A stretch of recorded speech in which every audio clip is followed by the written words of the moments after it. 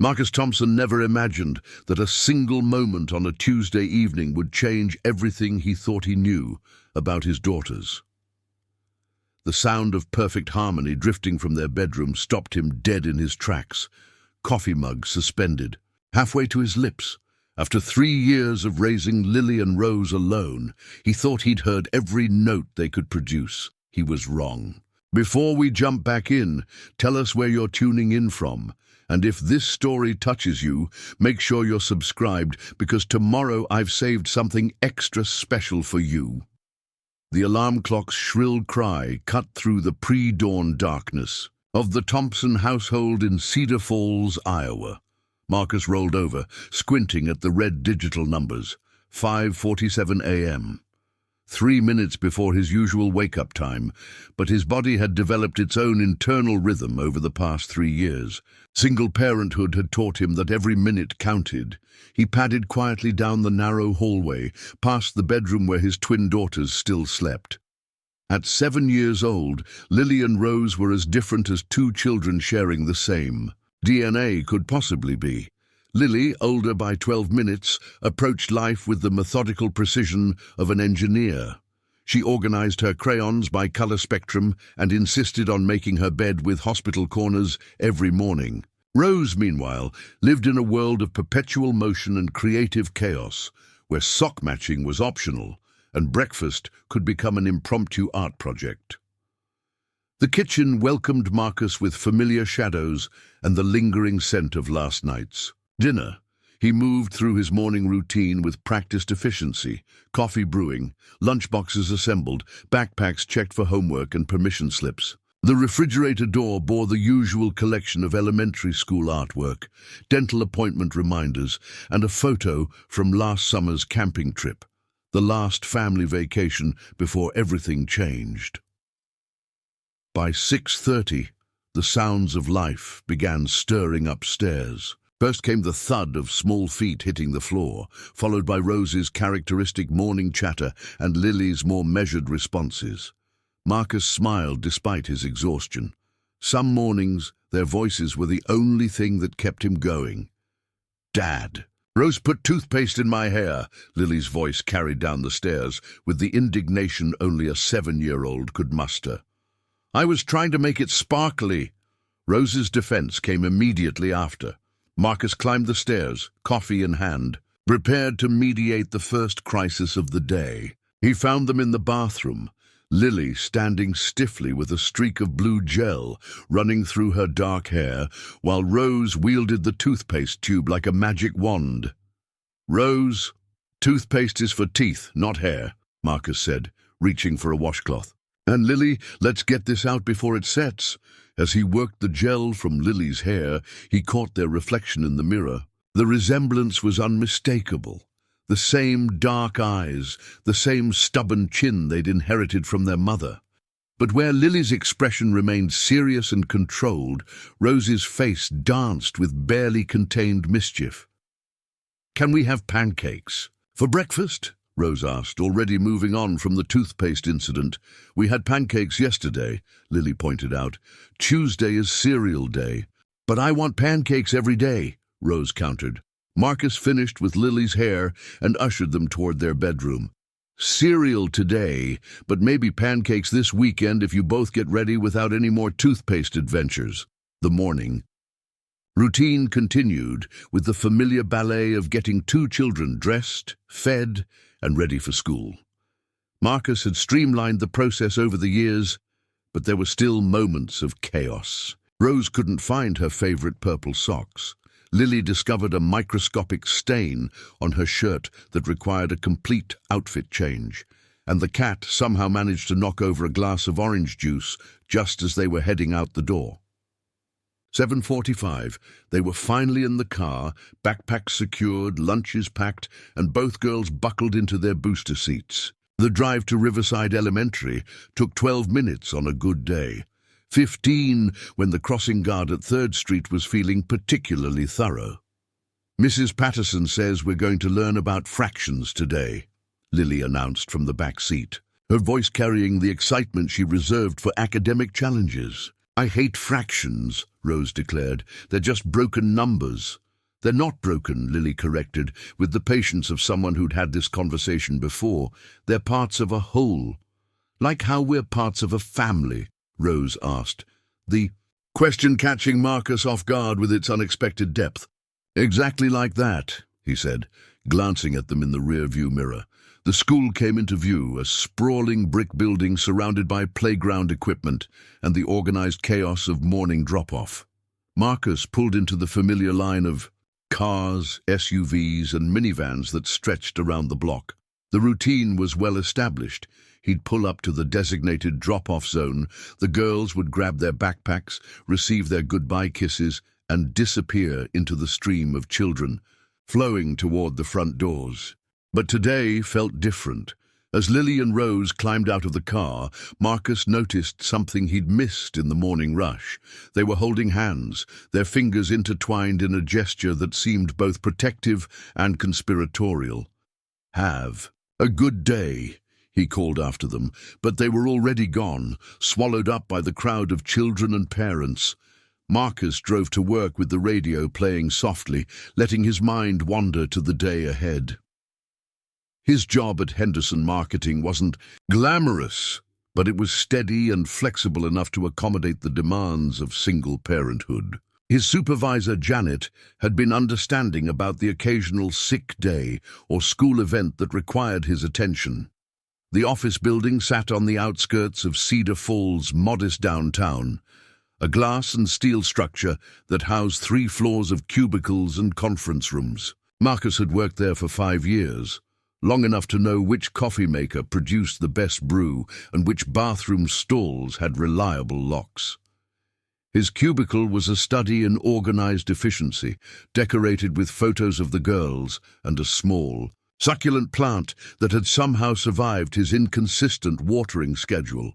The morning passed in a blur of emails, client calls, and budget spreadsheets. But around 10:30, his phone buzzed with a text from the school. "Please call the office regarding Lily and Rose Thompson." Marcus felt the familiar knot of parental anxiety tighten in his stomach. He dialed the school's number with practiced speed, already mentally calculating how quickly he could get there if needed. "Mr. Thompson." The voice belonged to Mrs. Rodriguez, the school secretary. "We need you to come in for a meeting with the principal. Both girls are fine, but there's been an incident." "What kind of incident?" Marcus asked, grabbing his car keys. "It's better if we discuss it in person. Can you be here in 20 minutes? The drive back to school felt longer than usual, Marcus's imagination filling in the blanks with increasingly dramatic scenarios. He'd learned not to panic at every school phone call. There had been the time Rose had gotten her head stuck in the playground equipment, and the incident when Lily had corrected her teacher's math so persistently that a parent conference had been required. But something in Mrs. Rodriguez's tone suggested this was different. Principal Hayes was waiting in her office when Marcus arrived, along with Mrs. Patterson, the girl's second-grade teacher, and a woman he didn't recognize. Lily and Rose sat in child-sized chairs, their expressions unreadable. "Mr. Thompson, thank you for coming so quickly," Principal Hayes began. "We wanted to discuss something that happened during music class today." Marcus looked at his daughters, searching for clues. Lily's hands were folded neatly in her lap, while Rose swung her legs from the chair, her energy barely contained even in the formal setting. "The girls had an interesting reaction to today's lesson," Mrs. Patterson explained. "We were working on simple harmony exercises, and when I asked for volunteers to demonstrate, they both raised their hands." "That doesn't sound like a problem," Marcus said, still confused about why he'd been called in. "It wasn't a problem," the unknown woman interjected. "I'm Sarah Chen, the district's music coordinator. I was observing Mrs. Patterson's class today as part of our curriculum review." Marcus nodded, waiting for the other shoe to drop. "Mr. Thompson, your daughters have something extraordinary," Ms. Chen continued. "When they sang together today, the entire classroom went completely silent. I've been working in music education for 15 years, and I've never heard anything quite like it." The words hung in the air, not quite registering. Marcus looked at Lily and Rose, who were now exchanging glances with an intensity that suggested they were having an entire conversation without words. "I don't understand," Marcus said finally. "They sing around the house, but it's just a normal kid singing." "Has anyone in your family had formal music training?" Ms. Chen asked. The question hit Marcus like a physical blow. His ex-wife, Jennifer, had been a music major in college before switching to business. She'd played piano and had a beautiful voice, though she'd rarely performed after they'd gotten married. The girls had inherited her musical gene, but Marcus had never thought much about it. After Jennifer left, music had become another reminder of what was missing from their lives. "Their mother was musical," Marcus said quietly. "But she's not in the picture anymore." Ms. Chen nodded with understanding. "Mr. Thompson, I'd like to suggest something. There's a youth talent competition coming up next month, the Cedar Falls Community Showcase. It's open to all ages, and I think your daughters should consider entering." Marcus felt overwhelmed. The idea of putting his 7-year-old daughters on a stage in front of an audience seemed impossibly daunting. "I don't know if they're ready for something like that, Dad." Lily spoke for the first time since he'd arrived. "We want to try. Preparing and narrating this story took us a lot of time. So if you are enjoying it, subscribe to our channel. It means a lot to us. Now back to the story." Rose nodded vigorously. "We practiced a song at recess, and everyone said we sounded like angels." Marcus looked at his daughters, really looked at them, and saw something he'd been too busy to notice before. There was a confidence in their posture, a shared determination that transcended their usual differences. They weren't just asking for permission, they were asking for his support. What would they need to do? Marcus asked, surprising himself with the question. Ms. Chen smiled. They'd need to prepare a song, something they're comfortable with. The competition has different age categories, and they'd be in the elementary division. It's held at the community center downtown, and it's really more about giving kids a chance to perform than serious competition. Can we, Dad? Please? Rose's voice carried all the hope and excitement of childhood dreams. Marcus found himself nodding before he'd fully processed the decision. Okay, we can try. The meeting ended with Ms. Chen providing information about the competition and offering to help the girls prepare during their music class time. As they walked to the car, Marcus felt like he was stepping into uncharted territory. Dad, are you nervous? Lily asked as they buckled their seatbelts. A little, Marcus admitted. Are you? Yes, Lily said, but Rose says that's normal. Rose is right, Marcus said, starting the car. Being nervous just means you care about something. As they drove home, the girls chattered in the back seat about song choices and stage fright, their voices overlapping in a way that created its own kind of harmony. Marcus listened to them with new ears, hearing not just the words, but the musical quality that had apparently been there all along. That evening, after dinner and homework, and the usual bedtime routine, Marcus sat on the couch with his laptop, researching everything he could find about the Cedar Falls Community Showcase. The competition had been running for over a decade, featuring acts ranging from preschool dance troupes to senior citizen barbershop quartets. The elementary division typically had 20 to 30 entries, with prizes awarded for first, second, and third place. As he scrolled through photos from previous years, Marcus felt a mixture of pride and terror. His daughters wanted to put themselves out there, to share their gift with the world. It was exactly the kind of brave, hopeful gesture that he'd been too afraid to make in his own life since Jennifer had left. Upstairs, he could hear the girls in their bedroom, supposedly settling down for sleep, but actually whispering and giggling about their upcoming performance. Their excitement was infectious, and for the first time in months, Marcus felt something that had been missing from his life: anticipation for the future. He closed the laptop and headed upstairs to check on them. One last time before bed. Their bedroom door was slightly ajar, and he could see them in their matching twin beds, Rose's arms stretched across the gap between them to hold Lily's hand. "Good night, girls," he whispered. "Good night, Dad," they whispered back in perfect unison. Marcus settled into his own bed that night. He realized that something fundamental had shifted in their small family. The competition was still weeks away, but already it had given them something they'd been missing: a shared purpose, a reason to dream together. He fell asleep to the sound of his daughter's whispered planning, their voices creating a soft harmony that seemed to promise better days ahead. The following Saturday morning brought an unusual quiet to the Thompson household.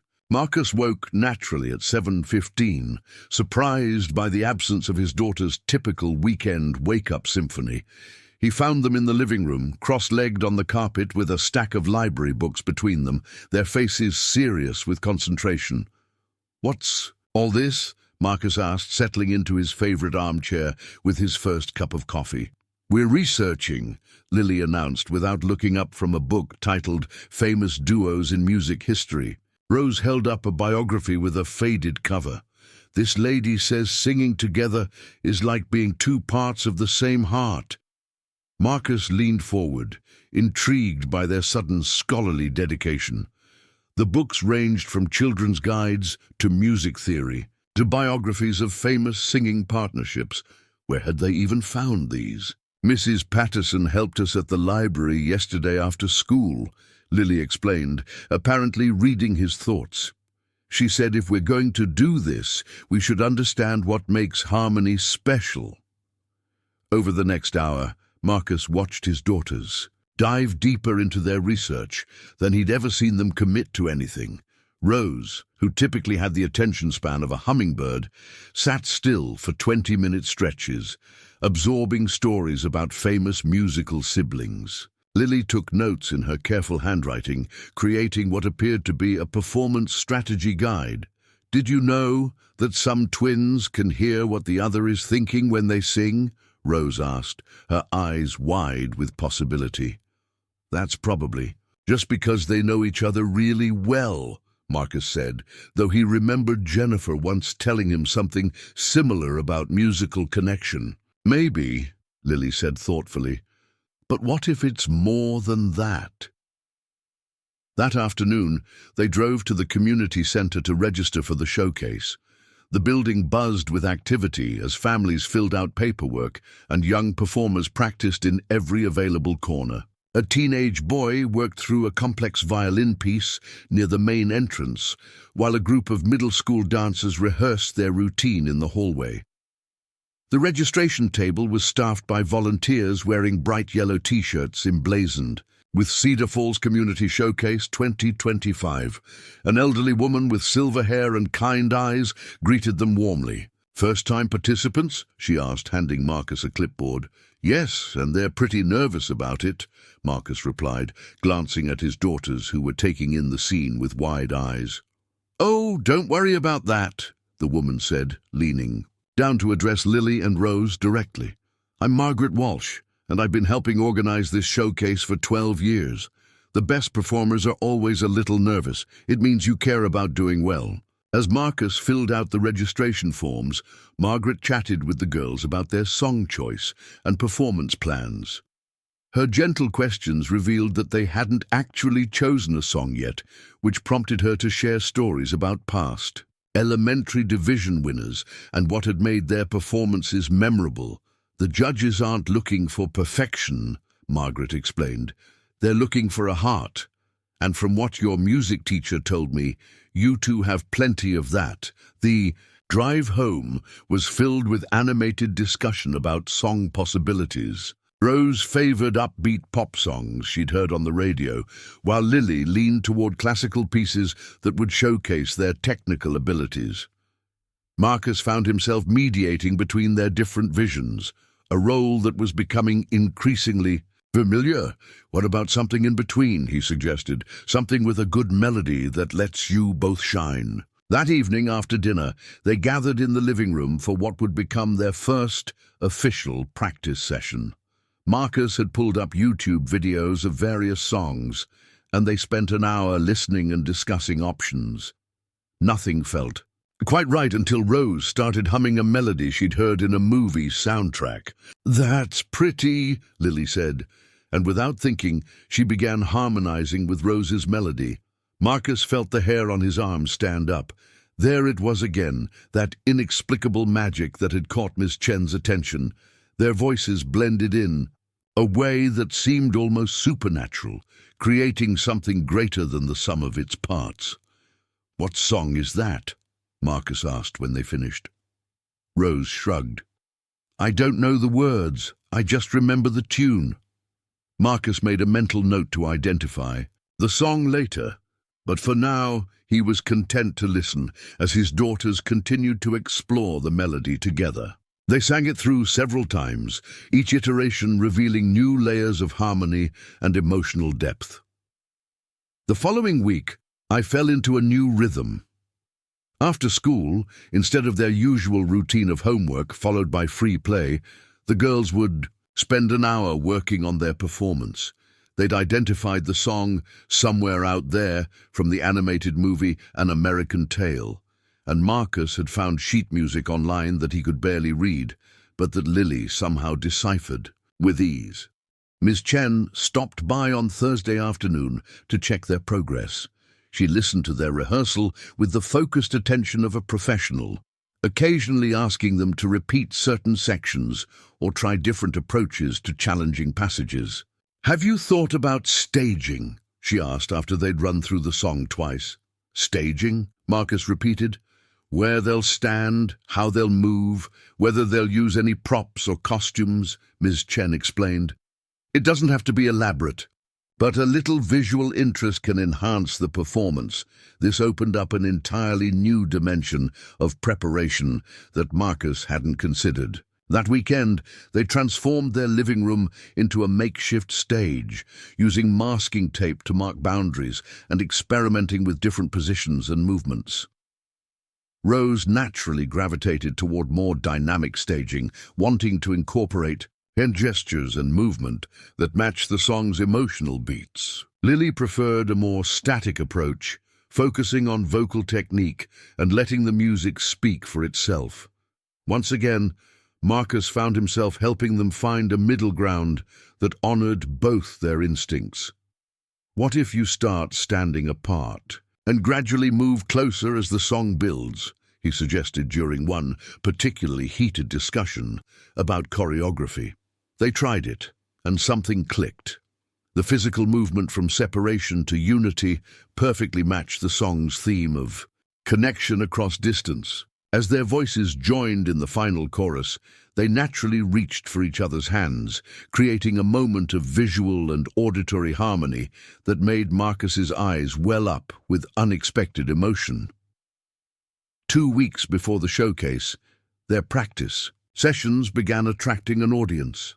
Mrs. Henderson from next door started timing her evening walks to coincide with their rehearsals, lingering by the open window to listen. The mailman, Tony, began delivering mail later in the day so he could catch a few minutes of their singing. Even their cat, Whiskers, seemed to prefer napping in the living room during practice time. "I think we're ready," Lily announced one Tuesday evening after they'd run through their performance 3 times without a single mistake. "I'm still scared about forgetting the words," Rose admitted. "You won't forget," Lily assured her. "We've practiced too much to forget." Marcus watched this exchange with growing amazement. Over the past month, he'd witnessed something remarkable happening between his daughters. Their individual personalities hadn't changed.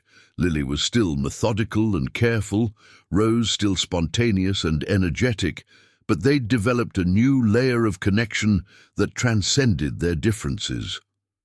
The weekend before the showcase brought unexpected challenges. Rose woke up Saturday morning with a scratchy throat, sending Marcus into a mild panic about vocal rest and honey tea remedies. Lily, meanwhile, developed a case of stage fright so severe that she spent most of Sunday afternoon hiding in her bedroom, claiming she'd changed her mind about performing. "What if we mess up in front of everyone?" Lily asked Marcus during one of their heart-to-heart conversations. "Then you mess up in front of everyone," Marcus replied gently. "And then you keep going, because that's what performers do. But what if people laugh at us?" Marcus sat on the edge of her bed, choosing his words carefully. "Lily, I've watched you practice for weeks now. I've seen how hard you've worked and how beautiful your voices sound together. Anyone who would laugh at that isn't worth worrying about." Rose's throat improved with rest and hydration, but Lily's anxiety continued to build. Tuesday night, 3 days before the showcase, she announced that she couldn't go through with it. "I can't do it, Dad. I'm too scared." Rose, who had been surprisingly patient with her sister's fears, finally reached her breaking point. "But we're a team, you can't just quit." "I'm not quitting," Lily protested. "I'm just postponing." "That's the same thing," Rose shot back. Marcus intervened before the argument could escalate further. He sent Rose to her room to cool down and sat with Lily on the couch, letting her express all her fears and anxieties without judgment. "You know what?" he said finally. "Let's forget about the showcase for tonight. Let's just sing because we like singing." He put on some background music and asked them to join him in the living room. No stage tape, no choreography discussion, no talk about judges or audiences. Just a father and his daughters, sharing music, in the comfort of their own home. They sang Somewhere Out There one more time, but this version was different from all their practice runs. It was slower, more intimate, filled with the kind of emotional honesty that only comes when performance pressure disappears. Marcus found himself humming along in his gravelly baritone, creating an unexpected third harmony that somehow made the whole song richer. When they finished, the room fell silent, except for the soft hum of the heating system and the distant sound of traffic outside. "That felt good," Lily said quietly. "Really good," Rose agreed. "That's how it should feel on Friday night," Marcus told them. "Not scary, just good." Thursday night, Marcus couldn't sleep. He lay in bed thinking about how much had changed since that Tuesday morning when Ms. Chen had first heard his daughters sing. The showcase itself had become almost secondary to the journey they'd taken together. The research sessions, the practice negotiations, the small victories and setbacks that had shaped them as a family. He got up around midnight and padded downstairs for a glass of water. As he passed the girls' room, he heard soft voices and stopped to listen. "Are you still scared?" Rose whispered. "A little," Lily whispered back. "But I think Dad's right.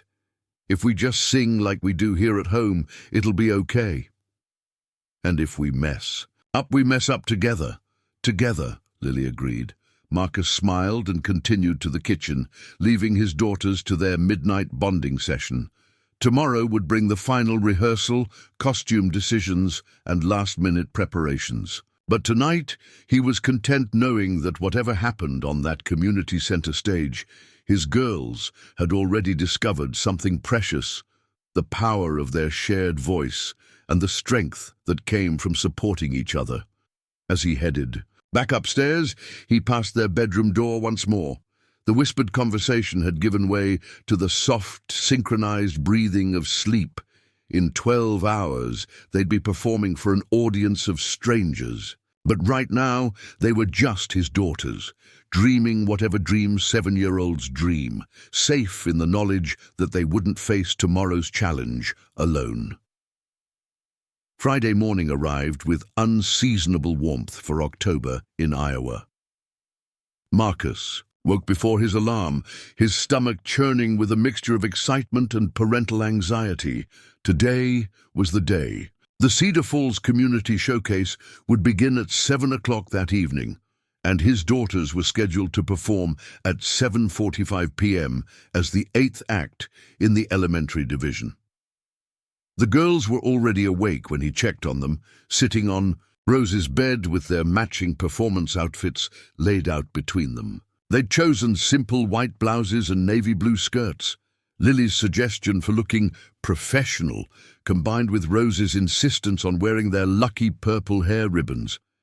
"Dad, my stomach feels funny," Rose announced as he entered their room. "That's just butterflies," Marcus said, sitting on the edge of the bed. "It means today is important."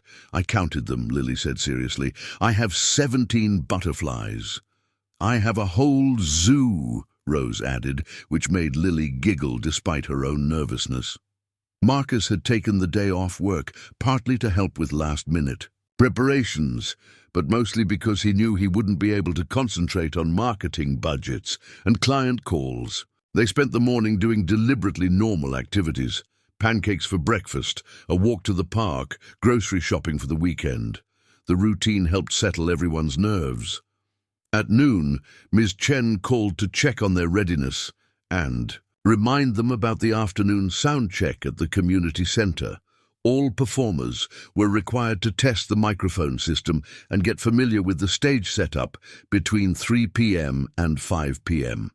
"Remember," she told Marcus over the phone, "this is just as much about the experience as it is about the performance.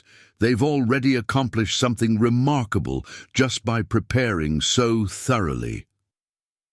The community center was bustling when they arrived for a sound check. The main auditorium had been transformed since their registration day, with proper stage lighting, a professional sound system, and rows of chairs arranged to accommodate an audience of over 200 people. A backdrop banner reading Cedar Falls, Community Showcase 2025, stretched across the rear wall. Marcus felt his own butterflies multiply as he took in the scale of the event. This was bigger than he'd imagined, more formal than he'd expected. He glanced at his daughters, wondering if they were having the same reaction. "It's huge," Rose whispered, her usual boundless energy subdued by the magnitude of the space. "We practiced for this," Lily said, though her voice carried less conviction than usual. They waited their turn behind a teenage girl practicing scales and a boy around 10 years old who was testing his drum kit setup. When their names were called, Marcus felt his heart rate spike as if he were the one about to perform. The sound technician, a college-aged young man with multiple piercings and a surprisingly gentle manner, helped adjust the microphone height and explained how the wireless system worked. "Just talk normally," he told the girls. "The mics will pick up everything." Lily stepped forward first, her voice barely audible. "Testing, testing. A little louder, sweetheart," the technician encouraged. Rose took her turn with characteristic boldness. "Hello, Cedar Falls. We're going to sing for you tonight." Her voice boomed through the auditorium, causing several other performers to look up and smile. The technician grinned and gave her a thumbs up. "Perfect. Now let's hear a few bars of your song, so I can adjust the levels." Marcus watched from the audience seats as his daughters took their positions center stage. They looked impossibly small under the bright lights, but as they began to sing the opening lines of Somewhere Out There, something magical happened. The acoustics of the auditorium transformed their voices, adding richness and depth that their living room rehearsals had never achieved. Other performers stopped their own preparations to listen. Marcus noticed the teenage vocalist nodding appreciatively, and the boy with the drums had paused mid-setup to pay attention. Even the sound technician looked impressed as he made subtle adjustments to the mixing board. When they finished the brief excerpt, spontaneous applause erupted from the scattered audience of other participants and their families. Lily's cheeks flushed pink with surprise, while Rose beamed and took a small bow. "That was beautiful, girls," the technician said. "You're all set for tonight." As they walked back to their seats, Marcus overheard conversations among other families. "Did you hear those twins?" one mother asked another. "Absolutely stunning." A grandfather leaning on a walker turned to his grandson and said, "That's what real harmony sounds like, kiddo." The drive home was quiet, each of them processing the Reality that in 4 hours they'd be back on that stage for the real performance. Marcus made an early dinner of grilled cheese sandwiches and tomato soup, comfort food that wouldn't be too heavy on nervous stomachs. At 5:30, they began getting ready. Marcus helped Rose with her hair ribbon, making sure it was perfectly scented, while Lily checked her appearance in the mirror for the 5th time. They looked beautiful, professional, and older than their 7 years. "Dad," Lily said as they prepared to leave, "what if Mum could see us tonight?" The question hit Marcus like a physical blow. Jennifer had been gone for over a year now. Her departure sudden and final in the way that had left no room for shared custody or awkward holiday arrangements. She'd simply decided that motherhood and marriage weren't for her, signed the divorce, no papers, and moved to California to find herself. "I think she'd be very proud," Marcus said carefully, not wanting to open wounds that had finally begun to heal. "Do you think she knows we can sing?" Rose asked. "She always said you two were special," Marcus replied, which was true even if it felt incomplete. The drive back to the community center was different from their afternoon trip. Cars filled the parking lot. Families streamed toward the entrance, dressed in their Friday evening best, and the atmosphere crackled with anticipation. Marcus found a parking space in the back row and took a moment to collect himself before getting out. Inside, the auditorium was nearly full. The elementary division would perform first, followed by middle school, high school, and adult categories. Marcus guided his daughters backstage to the designated waiting area, where young performers in various costumes and outfits sat with their families. Margaret Walsh, the volunteer coordinator they'd met during registration, appeared with a clipboard and a warm smile. "Thompson twins, how are we feeling?" "Nervous," Lily admitted. "Excited," Rose said at the same time. "Both are perfect," Margaret laughed. "You're number 8 in the lineup, so you have about 40 minutes to settle in. The stage manager will come get you 5 minutes before your performance." Marcus found seats for them near the side of the waiting area, where they could see a monitor showing the stage.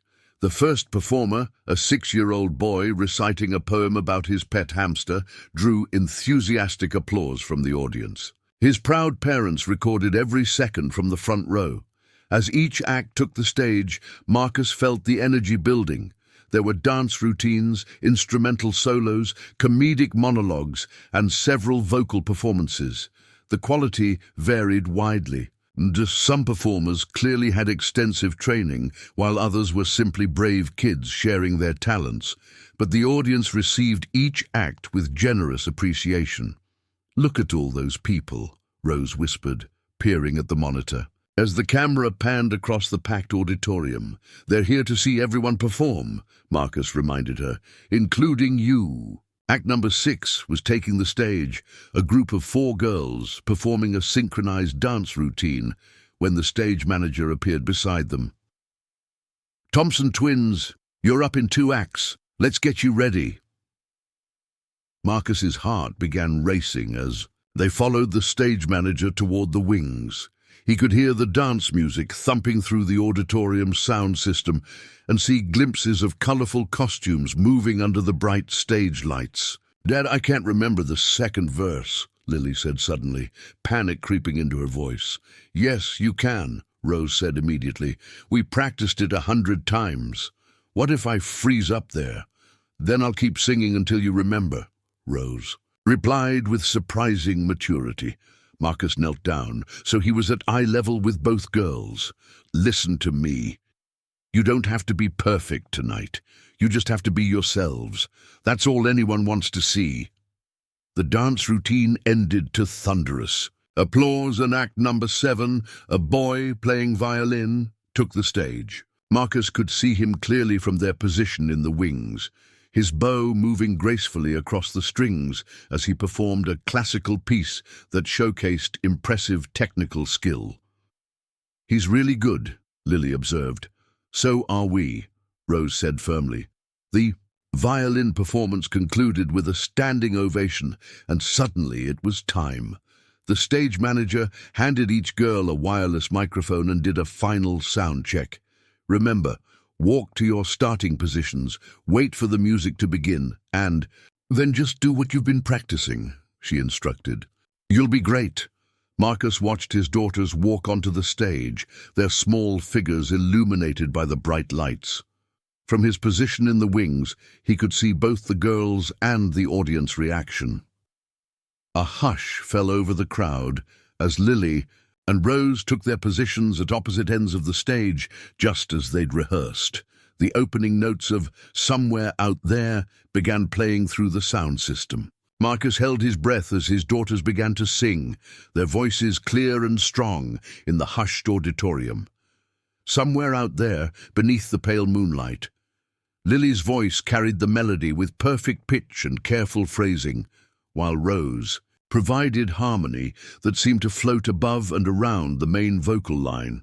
As they'd practiced, they began walking slowly toward each other, their voices growing stronger and more intertwined with each step. Marcus looked out at the audience and saw something remarkable happening.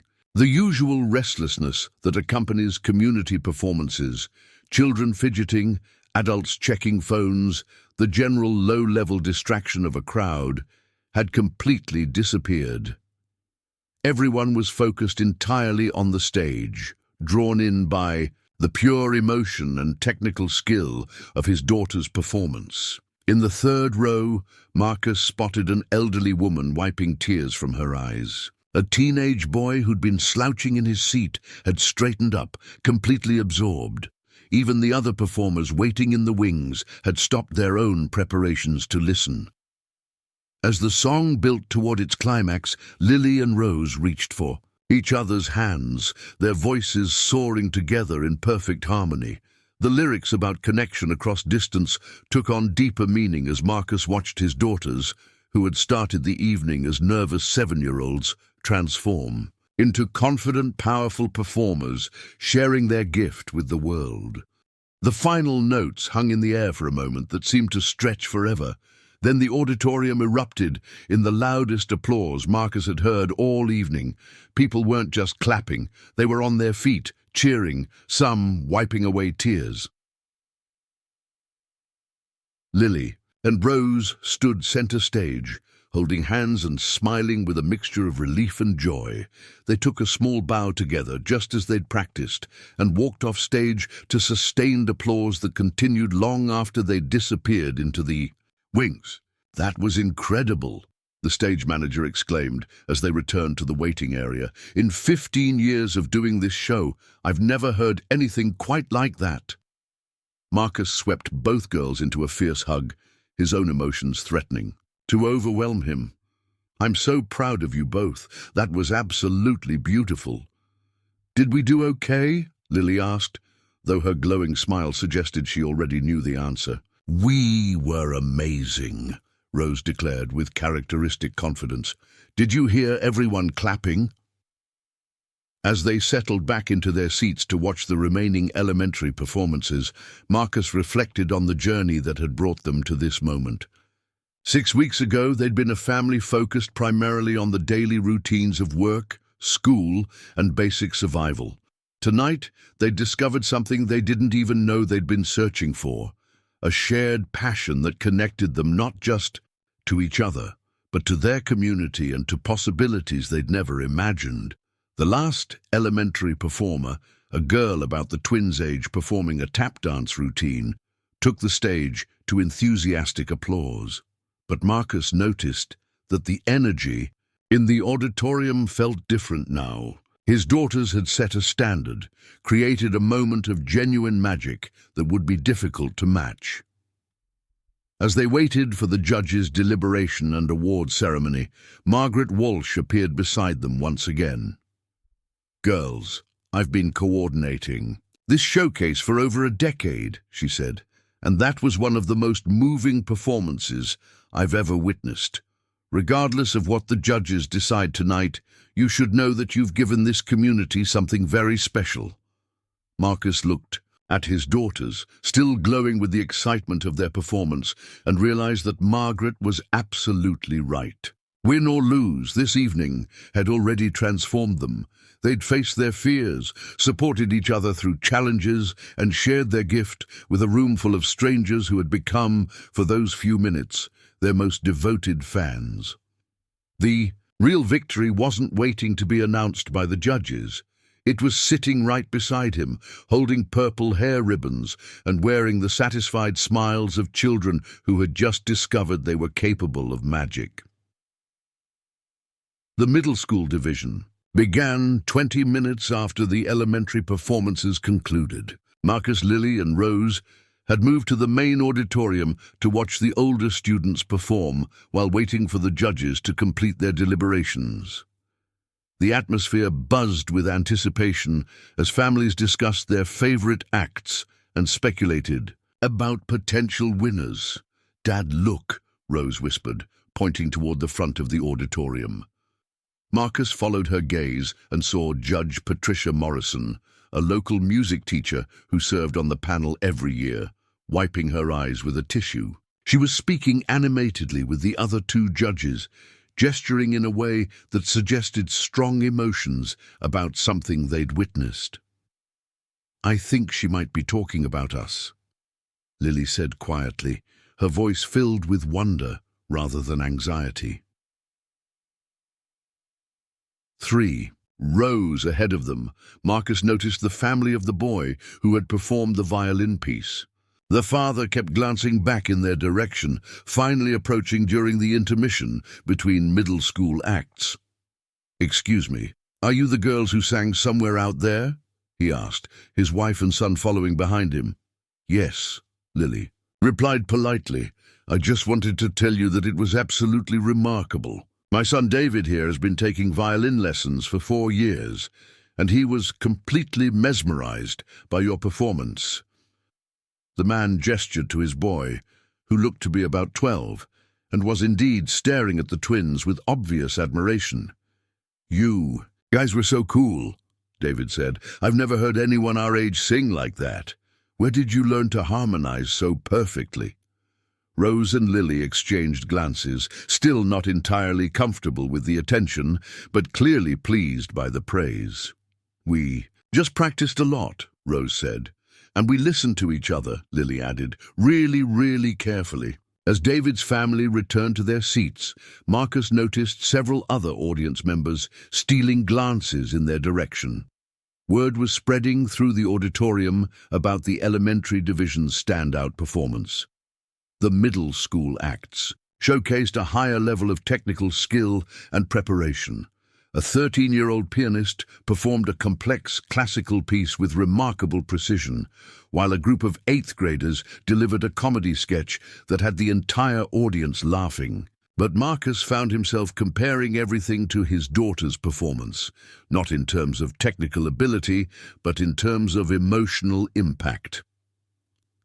During the high school division, a 17-year-old singer named Ashley Chen, Ms. Chen's niece, as it turned out, performed a contemporary pop song with professional-level vocals and staging. She was clearly the most technically accomplished vocalist of the evening, hitting notes that would challenge many professional singers. "She's really good," Lily observed. "Different from us," Rose said thoughtfully. Marcus smiled at Rose's instinctive understanding. Ashley was impressive, polished, and clearly destined for bigger stages, but there was something raw and authentic about his daughter's performance that felt entirely different, not better or worse, just uniquely powerful in its own way. Adult division featured the community's established performers. The church choir director who sang opera, a local band that played classic rock covers, and a retired teacher who performed spoken-word poetry about her travels through Europe. Each act brought its own energy and experience, showcasing the depth of talent within Cedar Falls. Finally, at 9:15 p.m., Margaret Walsh returned to the stage with her microphone and the envelope containing the judges' decisions. "Ladies and gentlemen, before we announce our winners, I want to thank every single performer who shared their talents with us tonight. It takes courage to step onto this stage, and you've all given our community something beautiful."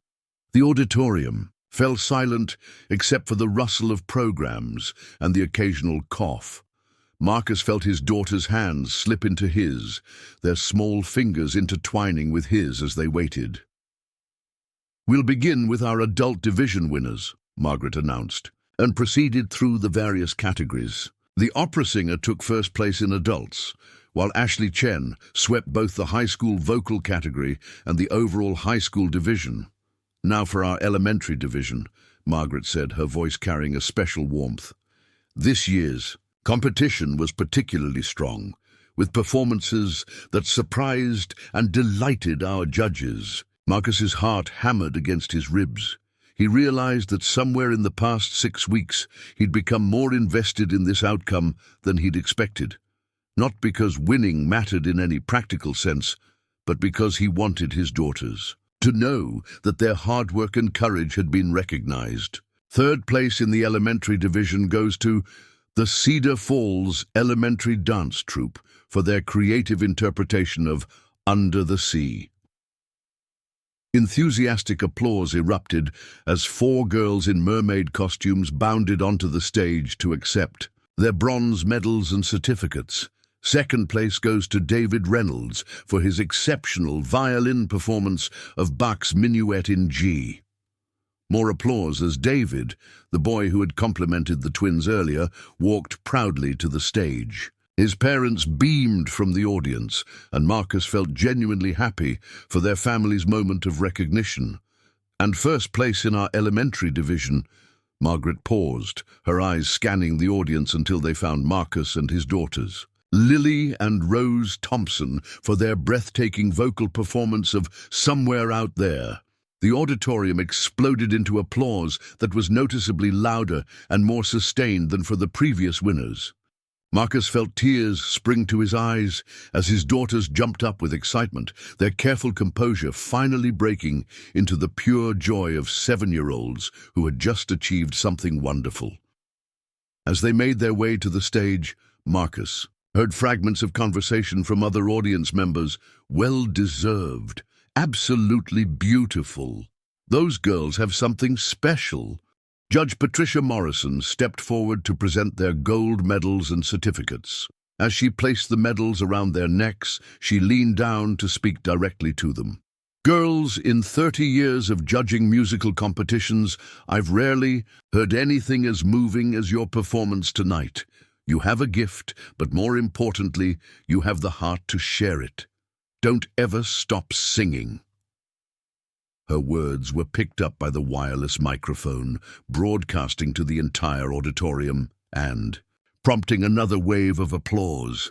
Marcus watched his daughters accept their recognition with grace that seemed far beyond their years, shaking hands with each judge and thanking them politely. But the biggest surprise came as they started to leave the stage. Judge Morrison approached the microphone once more. "Before these young ladies leave," she said, "I have a question for them, and I hope their father won't mind me asking." She looked directly at Lily and Rose. "Would you be willing to sing just a few bars of your song one more time? I think this audience would love to hear it again, and frankly, I'm not ready for the magic to end." Marcus felt his breath catch. An encore at a community talent show. He looked at his daughters, waiting for their decision. Rose stepped forward to the microphone with characteristic boldness. "We'd be happy to sing for you again." This time there was no backing track, no carefully planned staging. Lily and Rose simply stood center stage, found each other's eyes, and began to sing the opening verse of Somewhere Out There, a cappella. Without the instrumental accompaniment, their voices seemed even more pure and powerful. The natural acoustics of the auditorium carried every note with crystal clarity, and the harmony they created together filled the space with an almost ethereal beauty. Marcus looked around the auditorium and saw something remarkable. Judge Morrison was crying openly now, not bothering to hide her tears.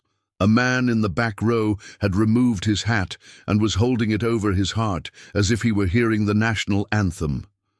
Children who had been fidgeting throughout the evening sat completely still, mesmerized by the sound. When they finished, the silence stretched for several seconds before the applause began. But this time it was different, not just appreciative, but reverent. People were standing not just to show approval, but because something profound had just happened in that community center auditorium. As Lily and Rose finally left the stage, Marcus realized that his daughters had just experienced something that would shape the rest of their lives. They had discovered not just their talent, but their power to move people, to create moments of shared beauty that transcended the ordinary boundaries of daily life. The formal ceremony concluded shortly after their encore, but the Thompson family found themselves surrounded by well-wishers in the lobby. Parents of other performers, community members who attended the showcase every year, even some of the teenage participants wanted to congratulate the twins and share their reactions to the performance. "You girls gave me chills," said an elderly gentleman who introduced himself as a retired high school music teacher. "I haven't heard harmony like that since my daughters were young. You've got something very special."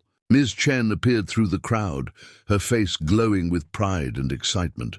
"Marcus, I need to talk to you about some opportunities for the girls. There are regional competitions, youth choirs, summer music programs. This is just the beginning if they want to pursue it." Marcus found himself nodding, though his mind was still processing the evening's events. 6 hours ago, his biggest concern had been whether his daughters would remember their lyrics. Now people were talking about their musical future as if it were a foregone conclusion. "Can we get ice cream to celebrate?" Rose asked as they finally made their way to the parking lot, gold medals still hanging around their necks. "Ice cream sounds perfect," Marcus replied, grateful for the return to normal 7-year-old priorities. The drive to Dairy Queen was filled with animated rehashing of the evening's highlights. The girls dissected every moment, the feeling of the stage lights, the sound of their voices through the speakers, the moment they realized the audience was completely quiet and listening. "Dad, did you see that lady in the front row crying?" Lily asked. "Which one?" "There were several," Marcus replied honestly. "I felt kind of bad that we made people cry," Rose said. "They weren't sad tears," Marcus explained. "Sometimes when something is really beautiful, it makes people cry because they're so moved by it. Those were happy tears." "Like when you cried at my school art show last year?" Lily asked. Marcus smiled, remembering that day when Lily's watercolor painting of their family had brought unexpected tears to his eyes. Exactly like that. At Dairy Queen they claimed a corner booth and ordered sundaes to commemorate their victory. As his daughters animatedly discussed their favorite moments from the evening, Marcus found himself thinking about Jennifer. She had missed this. She had chosen to miss this. The thought didn't bring the sharp pain it once had, but rather a quiet sadness for what she'd given up. "Dad, are you okay?" Lily asked, noticing his momentary distance. "I'm perfect," Marcus said, and realized he meant it. "I'm sitting here with the first-place winners of the Cedar Falls Community Showcase, eating ice cream and listening to you two talk about your big debut. How could I be anything but perfect?" Rose reached across the table and squeezed his hand with sticky fingers. "This was the best day ever." "The best day so far," Lily corrected with unusual optimism. As they drove home through the quiet streets of Cedar Falls, Marcus reflected on how much had changed since that morning 6 weeks ago when Ms. Chen had first heard his daughters sing. In music class, they'd gained confidence, discovered a shared passion, and learned that they were capable of creating something beautiful together. But perhaps more importantly, they'd reminded him that life still held surprises, that there was still magic to be found in unexpected places. His daughters had taught him that sometimes the best thing a parent could do was simply show up, pay attention, and support their children's dreams, even when those dreams led to stages and spotlights, and judges who cried at the beauty of Young voices raised in perfect harmony. Back home, after the girls had carefully hung their medals on their bedroom wall, and Marcus had helped them out of their performance outfits, they gathered in the living room for their usual bedtime routine. But tonight felt different, charged with the energy of accomplishment and possibility. "Will you sing with us one more time?" Rose asked, as Marcus tucked them into their beds. "Just quietly," Lily added. "Like we did that night, when I was scared." Marcus sat on the edge of Rose's bed, and they sang "Somewhere Out There" one final time that day. But this version was different from their stage performance, different even from their practice sessions. This was three voices joining together in the safety of home, celebrating not just their victory, but their journey as a family. As the last notes faded into the comfortable darkness of their bedroom, Marcus realized that tonight had been about much more than a talent competition. It had been about discovering that sometimes the most beautiful things in life come not from grand plans or careful preparation, but from the simple courage to share what's in your heart with the world. Saturday morning brought an unusual quiet to the Thompson household, but this time it wasn't the silence of nervous anticipation. It was the peaceful calm that follows a storm, or in this case, the satisfied stillness that comes after dreams have been realized and exceeded. Marcus woke to the sound of gentle humming drifting from the kitchen. He found Rose sitting at the breakfast table, still wearing her pajamas, but with her gold medal draped around her neck, absently singing scales while she ate cereal. Her medal caught the morning sunlight streaming through the window, casting small rainbows across the wall. "Where's your sister?" Marcus asked, pouring himself coffee from the pot Rose had apparently figured out how to operate. "Still asleep. She said winning is exhausting." Rose grinned, milk moustache adorning her upper lip. "Dad, Mrs. Patterson called already. She wants us to sing at the school assembly next Friday." Marcus nearly choked on his coffee. "She called at 7:30 in the morning?" "She left a message on the machine, and so did 3 other people. I wrote them down." Rose proudly produced a piece of paper covered in her careful handwriting, names, phone numbers, and brief descriptions of requests that ranged from church performances to birthday parties. Before Marcus could fully process this information, the doorbell rang. Through the front window, he could see Tony, their mailman, holding an envelope and grinning broadly. "I know it's Saturday," Tony said when Marcus opened the door, "but I had to deliver this personally. It's from the Cedar Falls Gazette. They want to do a feature story on the girls." Marcus accepted the envelope with growing bewilderment. "A newspaper article?" "Marcus, you don't understand. My wife was at that showcase last night, and she's been calling everyone we know. She said those girls of yours created something magical. Up there, word spreading fast." After Tony left, Marcus sat at the kitchen table with the unopened envelope, trying to process how quickly their lives were changing. Less than 12 hours ago, his biggest concern had been whether Lily and Rose would remember their lyrics. Now they were apparently local celebrities with performance requests and media attention. Lily appeared in the doorway, her medal also around her neck, rubbing sleep from her eyes. "Why is everyone talking so loud? It's Saturday. People want us to sing more places," Rose explained excitedly. "Mrs. Patterson and some churches, and a lady who wants us to sing at her granddaughter's wedding." "A wedding?" Lily perked up immediately. "That sounds fancy." Marcus opened the Gazette letter and read it aloud. The newspaper wanted to feature Lily and Rose in their Sunday community section, complete with a photo shoot and interview about their musical journey. The article would run the following weekend, timed to coincide with the regional youth talent competition that Ms. Chen had mentioned. "Regional competition?" Lily asked, her methodical mind immediately jumping to practical concerns. "Is that bigger than last night?"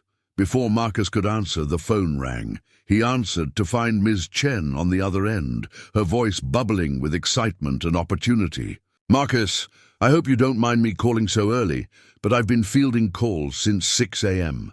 The video of the girls' performance last night is already circulating online. Someone's parent posted it on social media, and it's being shared rapidly." Marcus felt a flutter of panic. "Online? Is that okay?" "More than okay. It's wonderful exposure. But I'm calling because I just heard from the director of the Iowa Youth Choir Festival. They want to invite Lily and Rose to audition for next summer's program. This is a huge opportunity, Marcus. Kids come from all over the Midwest for this festival." As Miss Chen explained the details of various opportunities opening up for his daughters, Marcus found himself torn between excitement and overwhelming responsibility. Every option sounded amazing, but they also represented commitments, travel, schedules, and a level of seriousness he wasn't sure 7-year-olds should have to handle. After ending the call, he sat with his daughters at the breakfast table and tried to explain the sudden interest in their singing. "So people really liked us?" Rose asked, though her confident smile suggested she already knew the answer. "People were moved by you," Marcus corrected gently. "There's a difference. Anyone can be liked for being cute or entertaining. But what you two did last night touched people's hearts. What does that mean for us?" Lily asked, her practical nature seeking concrete information. Marcus considered his answer carefully. "It means we have choices to make. People want to give you opportunities to sing for more audiences, maybe even to get better training. But we need to decide together what feels right for our family." The weekend unfolded with a series of unexpected visitors and phone calls. Margaret Walsh stopped by with official photos from the showcase, including several stunning shots of the girls during their performance that captured the pure emotion of their singing. The local radio station called, requesting a live interview for Monday morning. 2 different churches extended invitations for the girls to perform during Sunday services. But perhaps the most surprising visitor came Sunday afternoon. David Reynolds, the violin prodigy who had placed second in the elementary division, accompanied by his parents. "We hope you don't mind us dropping by," David's mother said, but David has been talking non-stop about Lily and Rose since Friday night. He wanted to ask them something. David, who had seemed so confident during his violin performance, appeared, nervous as he addressed the twins. "I was wondering if maybe sometime you'd want to try playing music together. Like I could play violin while you sing, or we could learn some songs that use all 3 parts. The suggestion sparked immediate interest from both girls. Within minutes, they had David's violin out and were experimenting with harmonizing over his playing. The combination of their voices with his skilled violin work created something entirely new and beautiful. Marcus found himself in conversation with David's parents, Tom and Linda, who had been navigating the world of youth musical competitions for 3 years. "The attention can be overwhelming at first," Linda confided. "After David's first big win, we had people offering all sorts of opportunities. Some were wonderful, others were just people trying to capitalize on a child's talent." "How do you know the difference?" Marcus asked. "Trust your instincts," Tom advised. "If someone is more interested in what your girls can do for them than what they can do for your girls, walk away. The best opportunities feel like natural extensions of what they already love doing." Monday morning brought the newspaper interview. At their house, the reporter, Sarah Martinez, was a young woman with a gentle manner who immediately put the girls at ease. She asked thoughtful questions about how they'd learned to harmonize, what they enjoyed about singing together, and how they felt about their sudden local fame. "We like making people happy," Rose told her when asked why singing mattered to them. "And we like singing together more than singing alone," Lily added. "It's like we're stronger when we're both doing it." The photographer captured candid shots of the girls in their living room, the same space where they'd practiced for weeks. One photo, taken as they sat on the piano bench Marcus had inherited from his grandmother, would later become the centerpiece of the article. Tuesday brought the school assembly performance that Mrs. Patterson had requested. The entire elementary school gathered in the gymnasium, with students sitting cross-legged on the floor and teachers lining the walls. Word of the twins' showcase victory had spread through the school community, and the anticipation was palpable. This time Lily and Rose performed Somewhere Out There with the confidence of proven performers. But they also sang a second song they'd been working on during their weekend practice sessions, a simple, beautiful piece called Count on Me that emphasized friendship and support. The response from their schoolmates was immediate and enthusiastic. Children who had barely noticed them before now approached with congratulations and requests for autographs. Teachers who had taught them since kindergarten looked at them with new appreciation for talents that had been hidden in plain sight. But perhaps the most meaningful response came from Jake Morrison, a fifth grader who had struggled with severe stuttering since kindergarten. After the assembly, he approached Lily and Rose with his speech therapist, Mrs. Foster. "Jake has something he wants to tell you," Mrs. Foster explained, "but he's going to take his time with it." Jake looked at the twins with serious eyes and slowly, carefully formed his words.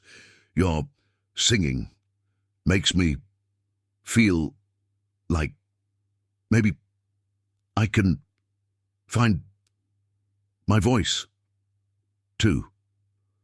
Marcus, who had taken time off work to attend the assembly, felt tears spring to his eyes. This was what their journey had really been about. Not competitions or recognition, but the power of authentic expression to inspire others. That evening, as they sat around the dinner table discussing the day's events, Lily made an observation that surprised Marcus with its maturity. "Dad, I think maybe we were supposed to win that contest." "What do you mean?" Marcus asked. "Not because we're the best singers," Lily clarified quickly, "but because we needed to learn that we could do something scary and turn it into something beautiful, and maybe other people needed to see that too." Rose nodded solemnly.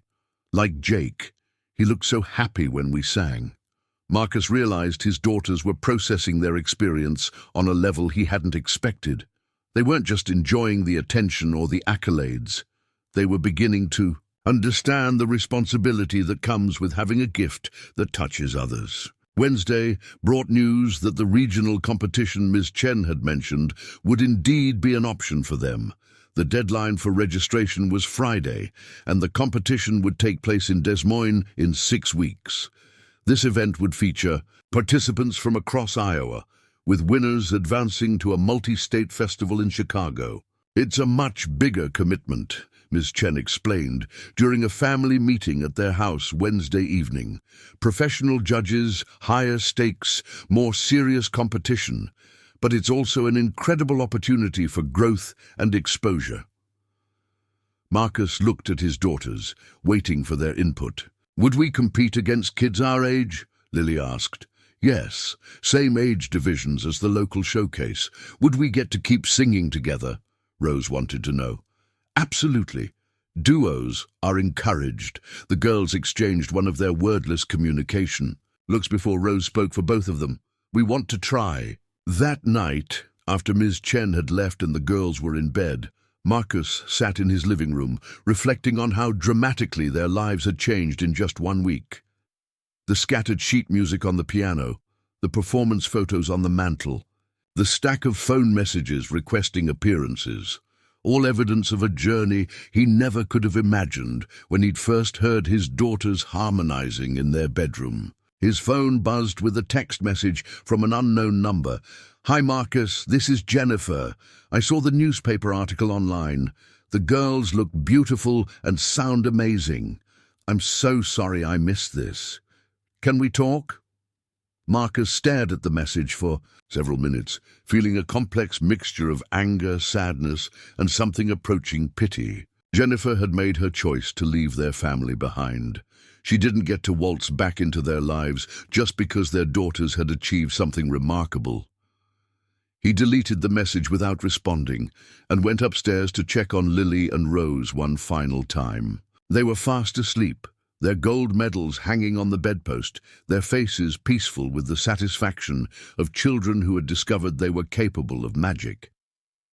Standing in their doorway, Marcus realized that their journey was far from over. The regional competition, potential college scholarships years down the road, the ongoing development of their musical gifts, all of it lay ahead like an unwritten song waiting for its melody. But tonight, he was content to simply listen to the quiet rhythm of his daughter's breathing and know that whatever challenges or opportunities the future held, they would face them together, their voices united in perfect harmony. The story that had begun with a single moment of unexpected beauty in a school music class had become something larger than any of them had imagined. And Marcus suspected that the most beautiful verses were still to come. 3 weeks into their new reality as Cedar Falls' most famous young performers, the Thompson household had settled into a rhythm that balanced normal family life with their growing musical commitments. Marcus had learned to navigate the steady stream of requests and opportunities with the help of a simple family rule. Nothing could interfere with homework, bedtime, or their Saturday morning pancake tradition. The dining room table now served double duty as both a homework station and music planning headquarters. Charts tracking their practice schedule hung beside Lily's multiplication tables, and Rose's art supplies shared space with sheet music for their expanding repertoire. "Dad, we have a problem," Lily announced during their Thursday evening practice session. She stood beside their makeshift music stand, holding the registration form for the regional competition in Des Moines. "What kind of problem?" Marcus asked, looking up from his laptop, where he'd been researching accommodations for their upcoming trip. "We need a second song for regionals, but we can't agree on what to sing." This had been brewing for several days. Rose favored "What a Wonderful World" with its optimistic message and opportunities for creative harmonies. Lily preferred "Bridge" over "Troubled Water," arguing that its technical challenges would better showcase their developing skills. "Why don't you tell me what you like about each song?" Marcus suggested, settling into his mediator role. Rose immediately launched into an enthusiastic defense of her choice, humming the melody and explaining how different sections could highlight their individual strengths. Lily responded with a more analytical presentation, complete with notes about vocal ranges and the song's proven appeal to competition judges. As Marcus listened to their debate, he was struck by how much they'd both grown in their musical understanding. Terms like bridge and modulation had entered their vocabulary naturally, and they discussed phrasing and dynamics with the seriousness of much older performers. "What if," Marcus said slowly, "we ask David what he thinks? He's been working with you on harmonies, and he might have insights we're missing." The Reynolds family had become regular fixtures in their lives since that first Sunday visit. David's violin skills complemented the twins' voices beautifully, and the 3 children had developed an easy, collaborative relationship that impressed both sets of parents. Friday afternoon brought David to their house for their weekly trio practice session. Marcus had converted the basement into an impromptu rehearsal space, complete with better acoustics and enough room for movement during their performances. "Play both songs," David suggested when presented with the dilemma, "and I'll tell you which one feels right with the violin." What followed was 45 minutes of musical exploration that reminded Marcus why he'd fallen in love with watching his daughters perform. Rose's version of "What a Wonderful World" sparkled with joy and innocence, while Lily's interpretation of "Bridge over Troubled Water" carried emotional depth that seemed impossible from a 7-year-old. "They're both incredible," David said finally, "but for different reasons. What a wonderful world makes people smile. Bridge over troubled water makes people cry. Which is better for competition? Lily asked pragmatically. David considered this seriously. My violin teacher says judges want to feel something. Both songs make people feel, but in different ways. Maybe the question isn't which is better, but which one feels most like you. That evening, after David had gone home and the girls were getting ready for bed, Marcus found them in their room, having an intense, whispered conversation. He paused in the hallway, not wanting to eavesdrop, but curious about their deliberations. I think David's right, he heard Lily say. We should pick the one that feels most like us. But which one is that? Rose asked. Maybe we need to think about why we started singing together in the first place. Marcus smiled and continued to his own room, confident that his daughters would find their answer without his intervention. Saturday morning brought unexpected visitors. Tom and Linda Reynolds arrived with coffee and pastries, requesting a parent strategy session while the kids practiced in the basement. We've been thinking about the regional competition, Linda began, settling into the living room with her coffee. And we wanted to share some insights from our experience. The level of competition will be significantly higher, Tom explained. These kids have been training for years, some with professional coaches. We don't want the girls to be discouraged if the experience feels different from the local showcase. Marcus appreciated their concern, but found himself feeling protective of his daughter's innocence and joy in performing. Are you suggesting they're not ready? Not at all, Linda said quickly. Their talent is undeniable. We're just saying that regional competitions have a different energy. More pressure, more serious competitors, judges who are looking for technical perfection as much as heart. David placed third at regionals last year, Tom added, and he'd been preparing for 8 months. Your girls have 6 weeks. The conversation continued for an hour, covering everything from performance attire to the psychological preparation needed for higher stakes competition.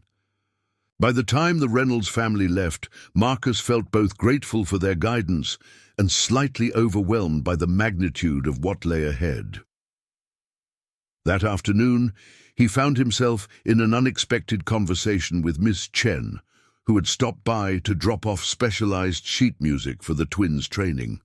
I've been thinking about what Tom and Linda said, she confided, as they watched the girls practice through the basement window. They're not wrong about the competition level, but I think they might be underestimating what your daughters bring to the table. Which is what, exactly? Marcus asked. Authenticity. Most of the kids at regionals have been coached to perform in very specific ways. They hit their marks, execute their techniques, deliver polished presentations. But Lily and Rose sing from their hearts in a way that can't be taught or manufactured. Ms. Chen paused, watching as the twins worked through a particularly challenging harmony section with David's violin accompaniment.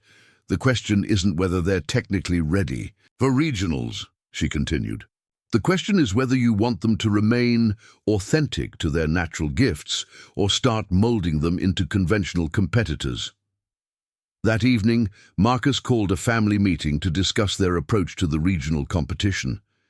He spread the registration materials across the kitchen table and looked at his daughters seriously. I need you both to understand what we're signing up for, he began.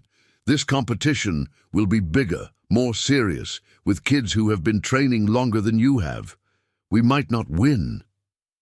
That's okay, Rose said immediately. We didn't expect to win the local one either. But we want to try, Lily added. Even if we don't win, we want to see how good we can be. Marcus felt a surge of pride at their mature response. Then we need to decide what song represents you best, and we need to prepare differently than we did for the showcase. We already decided, Rose announced. We're doing Bridge Over Troubled Water. But I thought you wanted What a Wonderful World, Marcus said, confused. Lily spoke up. We realized that Bridge Over Troubled Water is about being there for people when they need help. That's what we do for each other, and it's what our singing does for other people. Plus, Rose added with a grin, David said his violin part for that song gives him goosebumps every time. The next 4 weeks transformed their house into a serious training facility. Ms. Chen arranged for a vocal coach from Iowa City to work with the girls twice a week via video calls. David's violin teacher offered guidance on their trio arrangements. Even Margaret Walsh from the Community Showcase stopped by with tips about stage presence and competition etiquette. But perhaps the most valuable preparation came from an unexpected source. Jake Morrison, the 5th grader with stuttering issues, who had been inspired by their school performance. His speech therapist, Mrs. Foster, had suggested that working with the twins might help Jake build confidence in his own voice. What began as informal sessions in the school music room evolved into something remarkable. Jake couldn't sing without stuttering, but he discovered he could keep rhythm and play simple percussion instruments without any speech difficulties. The twins adapted their performance to include Jake's rhythmic contributions, creating a more complex and interesting musical arrangement. It's perfect, David observed during one of their combined practice sessions. Jake's rhythm gives the song a heartbeat, and it makes your voices even more powerful. 2 weeks before regionals, they received news that changed everything. The Des Moines Register wanted to feature their story as part of a series on young Iowa talent. The article would run the day before the competition, potentially bringing significant attention to their performance. Is that good or bad? Rose asked when Marcus explained the media interest. It depends on how we handle it, Marcus replied. Honestly, more attention means more people will know about you, but it also means more pressure. The newspaper interview took place at their house on a Sunday afternoon. The reporter, Michael Chen, no relation to Ms. Chen, was a seasoned journalist who specialized in human interest stories. He asked thoughtful questions about their musical journey, but also about the challenges of balancing childhood with emerging talent. What do you want people to understand about your singing? He asked the twins during the interview. Lily considered the question carefully before answering. We want them to know that we're still just kids who like to sing together. The competitions and attention are fun, but the best part is still when we're just singing in our room at home. And we want other kids to know they can try things that seem scary, Rose added. Because sometimes the scary things turn out to be the best things. The photographer captured images of their daily routine, practicing in the basement, doing homework at the kitchen table, playing with their cat in the backyard. The goal was to show that despite their musical success, they remained grounded in normal family life. 3 days before leaving for Des Moines, Marcus received a phone call that tested every boundary he'd established around his daughter's musical career. Mr. Thompson, this is Rebecca Martinez from the Nashville Youth Music Academy. We've been following your daughter's story, and we'd like to offer them full scholarships to our summer intensive program. Marcus felt his heart rate spike. Nashville, the music capital, professional training that could launch serious careers. I appreciate the offer, he said carefully, but they're only 7 years old. We understand, and we work with young children regularly. This would be a month-long program designed specifically for emerging talent. Your daughters would receive world-class instruction and perform with other gifted young musicians from around the country. After ending the call, Marcus sat in his quiet kitchen and contemplated the trajectory their lives had taken. 6 months ago, his biggest parenting challenge had been getting the girls to clean their rooms. Now he was fielding offers from prestigious music programs and considering whether his second graders were ready for national-level opportunities. That evening, he shared the Nashville offer with Lily and Rose, explaining what the program would involve and asking for their thoughts. Would we go together? Was Lily's first question. Yes, it would be both of you. For a whole month? Rose asked, suddenly looking younger than her 7 years. That's what they're offering. The twins exchanged one of their wordless conversations. Before Rose spoke for both of them, "Can we decide after regionals? We want to see how that goes first." Marcus agreed, proud of their thoughtful approach to a decision that could significantly impact their futures. Friday night, as they loaded the car for their drive to Des Moines, Marcus took a moment to appreciate how much had changed since that first talent show registration. His daughters had gained confidence, skills, and opportunities beyond anything he could have imagined. But more importantly, they had remained true to themselves and to each other. "Dad," Lily said as they pulled out of their driveway, "whatever happens tomorrow, this has been the best adventure ever." "Even if we don't win?" Marcus asked. "Especially if we don't win," Rose replied with wisdom that surprised him. "Because then we'll know we tried our hardest and we were brave enough to dream big."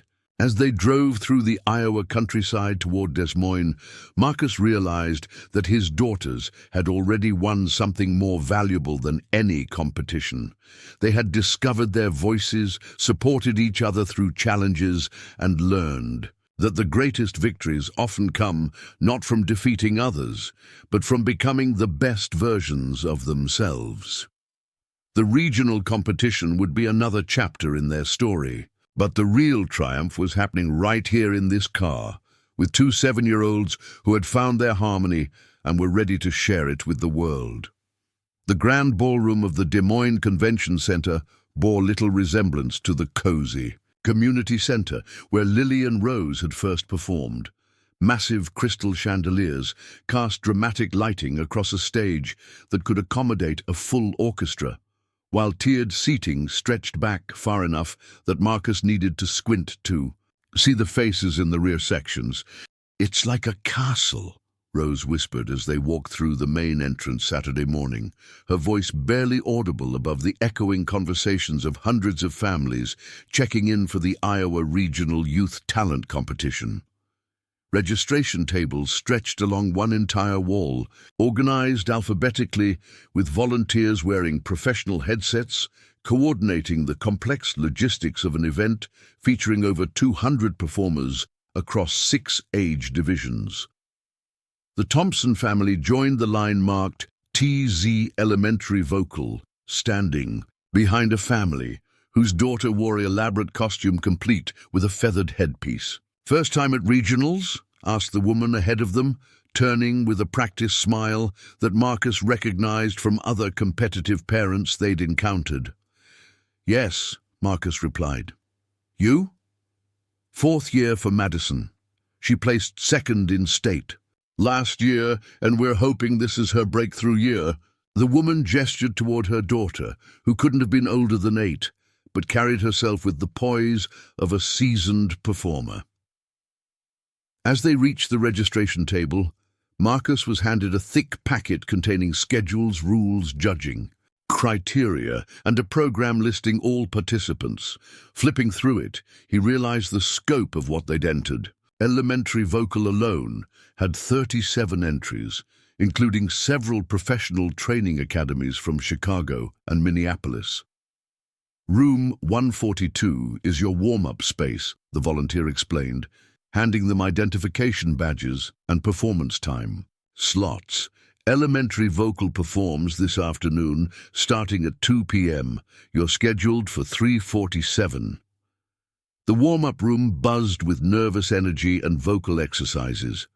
Young performers occupied every corner, some working with obvious professional coaches, while others practiced with family members. David Reynolds and his parents had driven separately, but met them in the hallway, David carrying his violin case and wearing the formal black suit required for his instrumental division. "How do you feel?" David asked the twins, his own nervousness evident despite his previous competition experience. "Like we might throw up," Lily admitted honestly, "but also excited," Rose added quickly. "It's like being scared and happy at the same time." They found a quiet corner where the trio could run through their performance one final time. Marcus watched as his daughters and David arranged themselves in the formation they'd practiced for weeks. Lily and Rose center stage, with David positioned slightly behind and to the right, his violin providing both harmonic support and melodic counterpoint to their voices. As they began Bridge Over Troubled Water, Marcus noticed other warm-up sessions gradually quieting. Even in this room full of talented young performers, his daughters' voices commanded attention. Their harmony had developed new layers of sophistication during their intensive preparation period, while still maintaining the natural authenticity that had originally caught Miss Chen's attention. "That's the Thompson twins," he heard someone whisper. "I read about them in the Des Moines Register." The newspaper article had indeed generated significant interest. Marcus had fielded phone calls from 3 local television stations requesting interviews, and he'd noticed several people taking discreet photos during their check-in process. At 1:30, performers began moving toward the main auditorium for the elementary division showcase. The scale of the audience was immediately apparent. Over 400 people filled the ballroom, representing families, talent scouts, music teachers, and community members drawn by the pre-competition publicity. Marcus found seats with the Reynolds family in the section reserved for performers' families, while David joined the twins in the backstage waiting area designated for their division. From his vantage point, Marcus could see multiple television cameras positioned around the auditorium and recognize several faces from local media coverage of arts events. The competition began with a level of polish that immediately distinguished it from their community showcase experience. Professional lighting highlighted each performer, while a sophisticated sound system carried every note with crystal clarity. An announcer provided smooth transitions between acts, and judges' scorecards were tabulated by official volunteers. Using electronic scoring systems, the first performer, a girl from Minneapolis whose bio listed 3 years of professional vocal coaching, delivered a technically flawless rendition of a Broadway standard. Her voice was powerful, her staging polished, and her costume clearly designed by professionals. The audience responded with enthusiastic applause. "She's really good," Linda Reynolds observed, echoing Marcus's own thoughts. As the performances continued, Marcus found himself recalibrating his expectations. These weren't community performers sharing their hobbies. These were serious young artists with extensive training and ambitious goals. Several participants had performance credits from regional theater productions, others listed multiple competition victories, and many worked with coaches whose credentials included professional performance backgrounds. Act 12 was particularly striking. Twin brothers from Chicago performing a classical duet with harmonies so precise they seemed mathematically calculated. Their performance drew sustained applause and appreciative nods from the judges, setting what appeared to be a very high standard for other dual vocal acts. "Dad, they're amazing," Lily said, appearing beside him during a brief break when performers were allowed to visit with their families. "How are you feeling?" Marcus asked, studying her expression for signs of intimidation or discouragement. "Nervous, but good nervous," she replied. "Rose says we belong here just as much as anyone else." "Rose is right," Marcus confirmed, though, privately, he was beginning to question whether 6 weeks of preparation had been sufficient for this level of competition. The performance quality continued to impress throughout the afternoon. A 9-year-old from Cedar Rapids delivered an operatic piece that showcased a 3-octave range, while a group of siblings from Iowa City performed a complex folk arrangement that included intricate choreography and costume changes. At 3:40, Marcus felt his stomach clench as the announcement came. "Ladies and gentlemen, our next performers are Lily and Rose Thompson from Cedar Falls, accompanied by David Reynolds on violin. They'll be performing Bridge Over Troubled Water From his seat, Marcus watched his daughters walk onto the massive stage, their simple white blouses and navy skirts looking modest compared to the elaborate costumes worn by previous performers. But as they took their positions and David raised his violin, something shifted in the auditorium's energy. The opening notes of David's violin solo carried across the ballroom with haunting beauty, establishing the song's emotional foundation. Before the twins' voices joined in perfect unison. Unlike their community showcase performance, this version incorporated all the refinements they'd developed during their intensive preparation period. Subtle dynamic changes, sophisticated harmonic progressions, and a deeper emotional maturity that surprised even Marcus. But what truly distinguished their performance was the same indefinable magic that had captivated audiences from their very first public appearance. While other acts had showcased impressive technical skills, Lily and Rose sang with a sincerity and emotional authenticity that transcended mere vocal ability.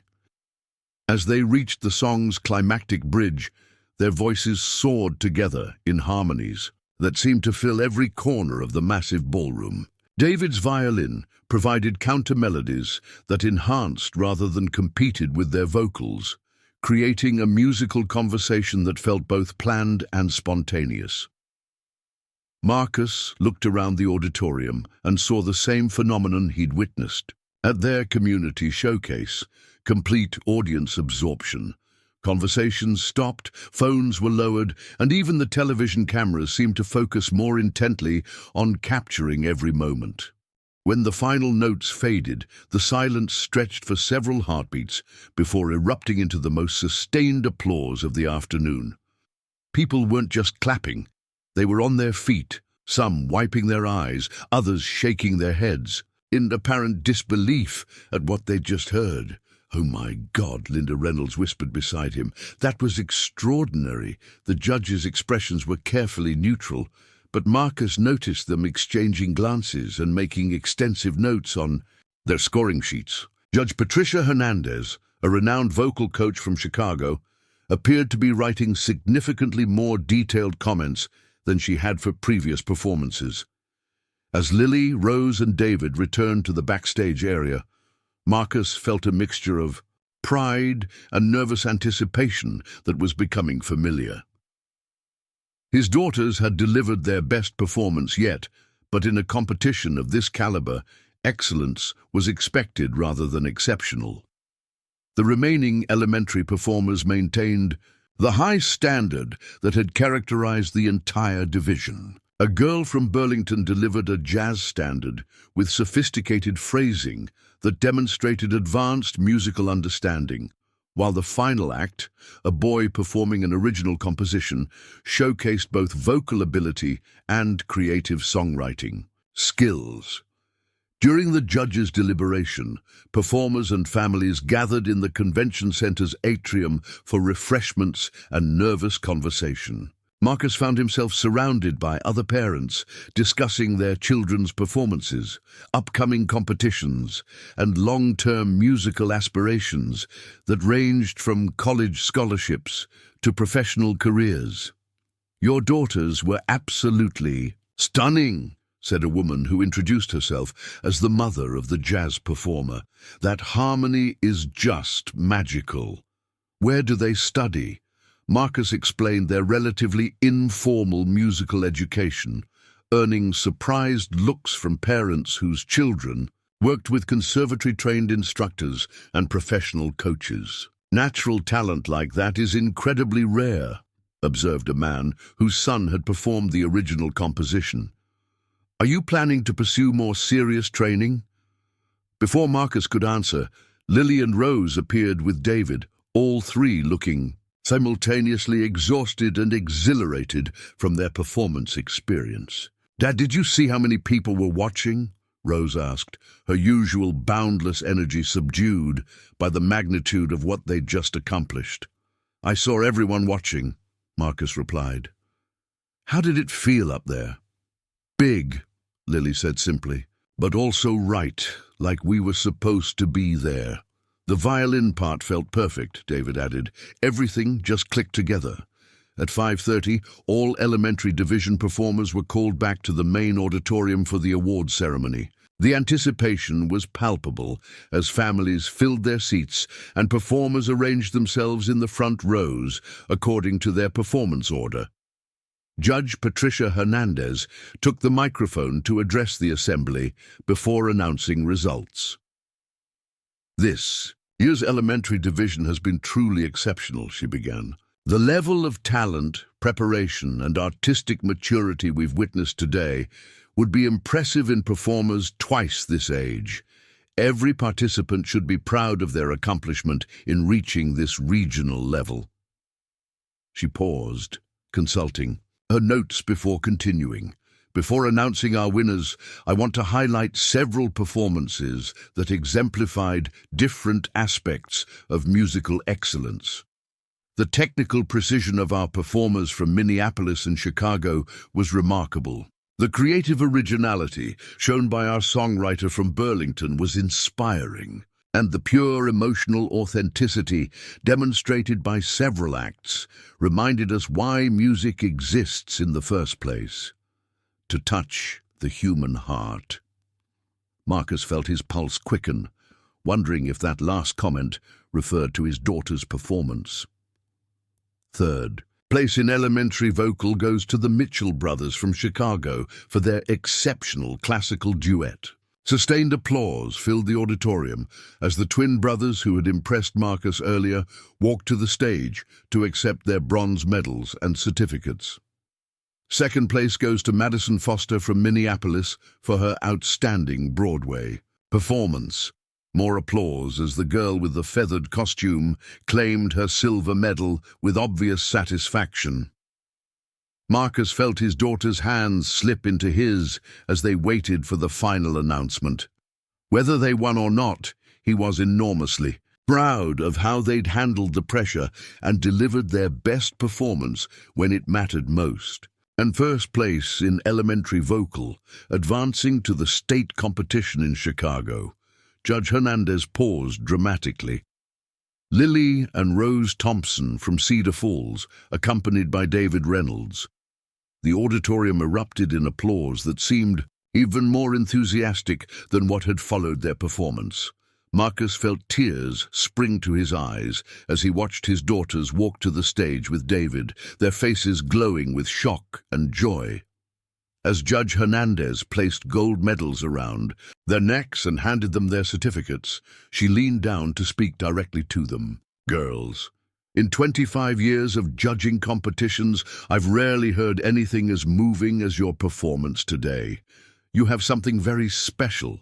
Don't ever lose that authenticity."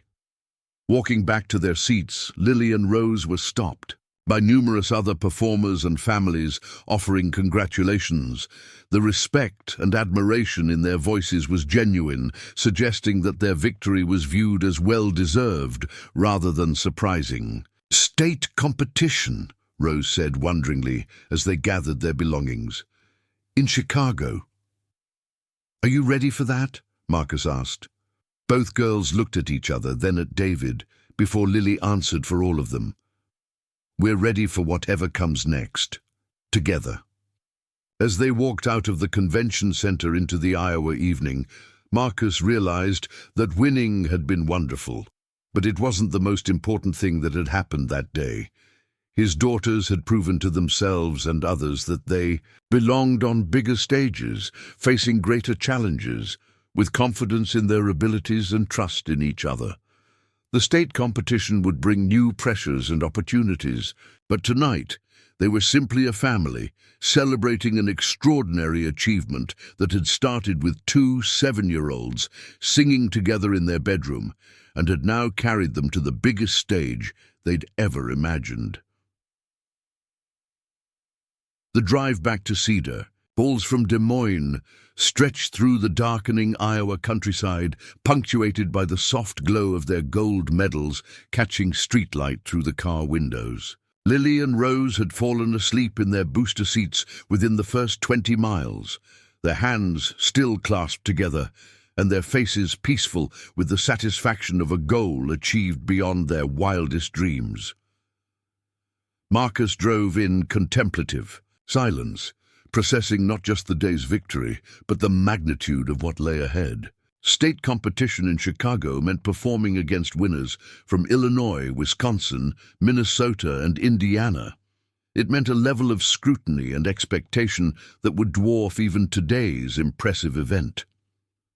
His phone, charging in the console, had been buzzing intermittently with congratulatory texts and missed calls. Word of their victory was already spreading through their small community, carried by social media posts from other Cedar Falls families who had made the trip to support them.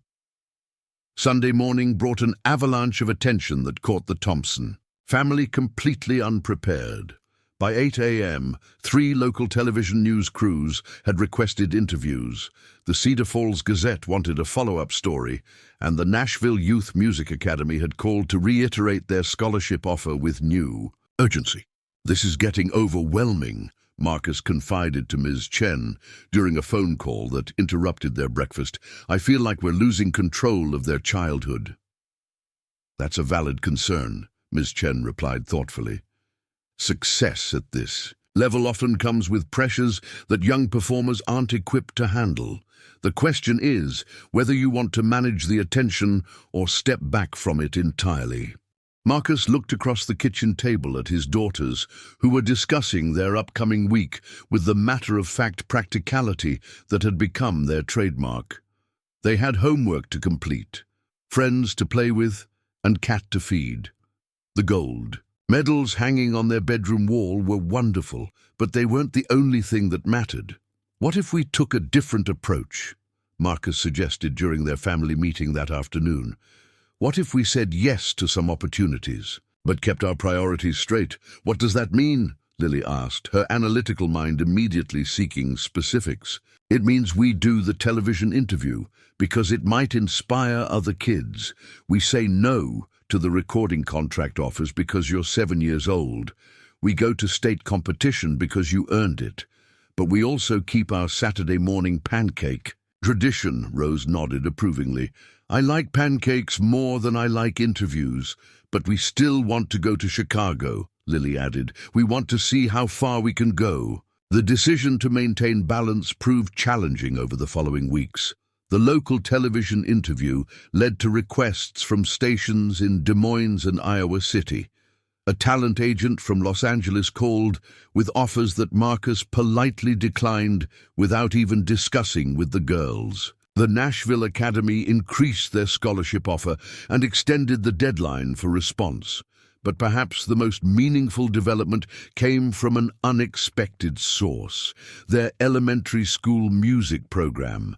Inspired by the twins' success, the district had approved funding for a new youth choir that would meet twice weekly after school.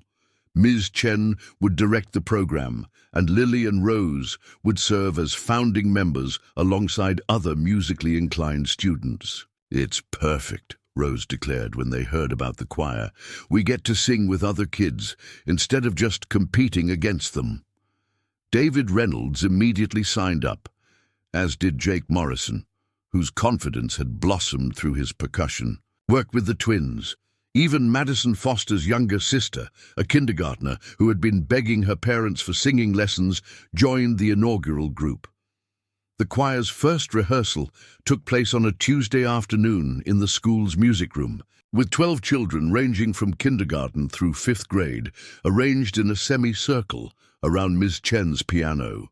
The energy was infectious, as young voices blended in simple warm-up exercises, building toward more complex harmonies that showcased different combinations of singers. "This is what music education should feel like," Ms. Chen observed to Marcus. As they watched the children discover new ways their voices could work together, collaborative instead of competitive.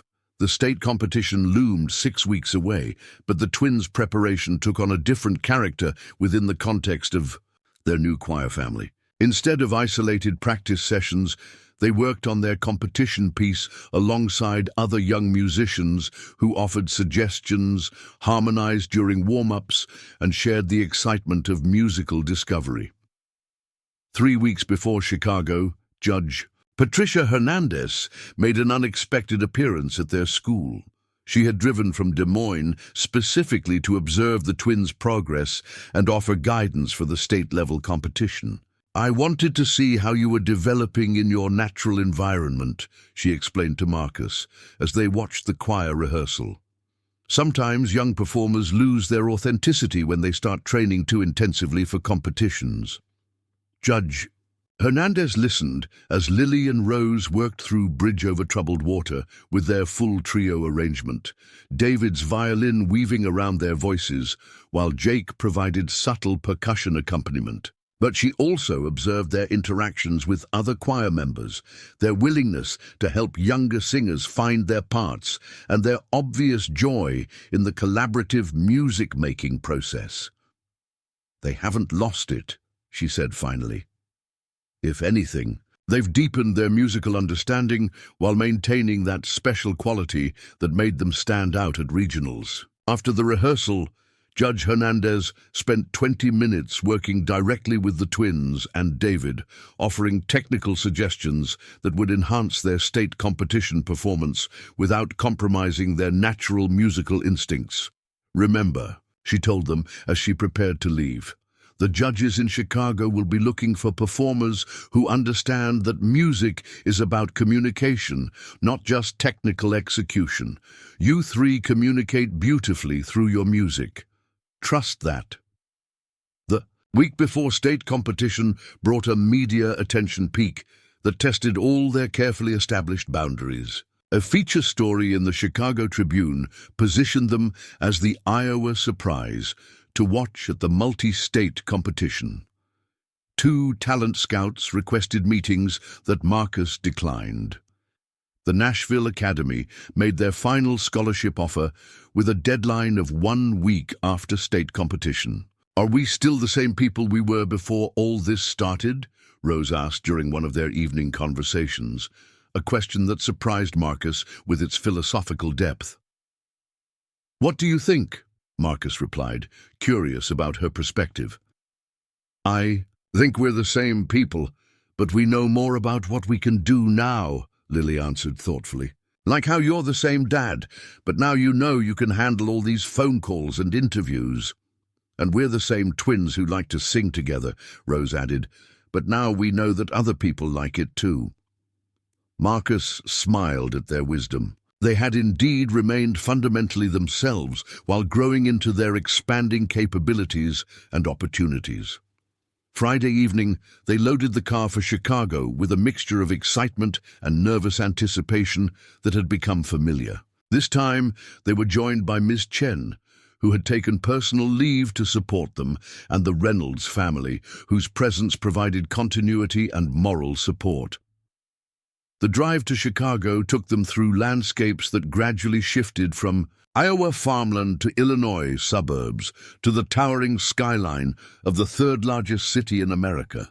The twins pressed their faces to the windows as they approached the downtown area, their eyes wide with wonder at the urban scale they'd never experienced. The state competition venue was the prestigious Auditorium Theater, a historic landmark that had hosted world-class performers for over a century. Walking into the ornate lobby with its soaring ceilings and elegant architecture, Marcus felt both proud that his daughters had earned the right to perform on such a distinguished stage and nervous about the level of expectation that came with. Its Saturday morning's rehearsal process was more sophisticated than anything they'd previously experienced. Professional lighting designers worked with each act to optimize their stage presentation, while sound engineers fine-tuned audio levels with precision that reflected the venue's acoustical complexity. "It's like a real theater," David observed, as they walked across the massive stage during their technical rehearsal. "It is a real theater," Lily corrected with a smile, "and we're real performers." The competition field included 42 acts across all age divisions, with elementary vocal featuring 8 entries that represented the best young talent from 5 states. Marcus studied the program and felt his familiar mixture of pride and intimidation as he read credentials that included national competition victories, professional training programs, and performance experience that dwarfed his daughter's relatively brief journey.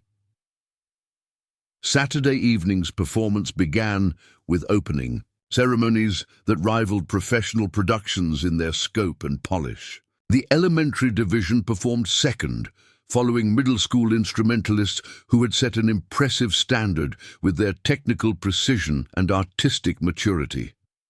As the twins' competition approached, Marcus found himself in the wings, with Ms. Chen and the Reynolds family, watching his daughters prepare for what would be either the culmination of their competitive journey or a stepping stone toward even greater opportunities. "How do you feel?" he asked them during their final moments together before taking the stage. "Like we belong here," Lily said with quiet confidence. "Like we're ready to share our music with everyone," Rose added, her characteristic enthusiasm tempered by the gravity of the moment. David raised his violin and smiled at his musical partners. "Let's make some magic." The Auditorium Theatre held nearly 4,000 people that evening, representing families, music educators, talent scouts, and Chicago area music lovers drawn by the competition's reputation for showcasing exceptional young talent. As Lily and Rose walked onto the stage with David, the scale of the audience was both humbling and inspiring. The opening notes of "Bridge Over Troubled Water" filled the historic theatre with a richness and depth that seemed to transform the song into something entirely new. David's violin established the emotional foundation with haunting beauty, while the twins' voices joined in harmonies that had been refined through months of practice, but retained all their original authenticity and power. What made this performance transcendent was the way it incorporated everything they had learned about music as communication rather than mere entertainment. They sang, not just to showcase their technical abilities, but to share the message of support and connection that had drawn them to the song in the first place. As they reached the climactic bridge, their voices soared together with a power and emotional resonance that seemed to fill every corner of the massive theatre.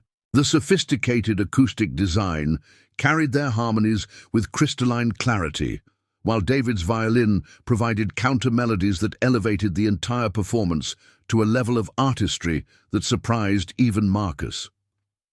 When the final notes faded, the silence stretched for several heartbeats before the theatre erupted in sustained applause that built into a standing ovation. Marcus looked around the audience and saw the same phenomenon that had characterized their most successful performances: complete emotional engagement from listeners who had been moved by something genuine and beautiful.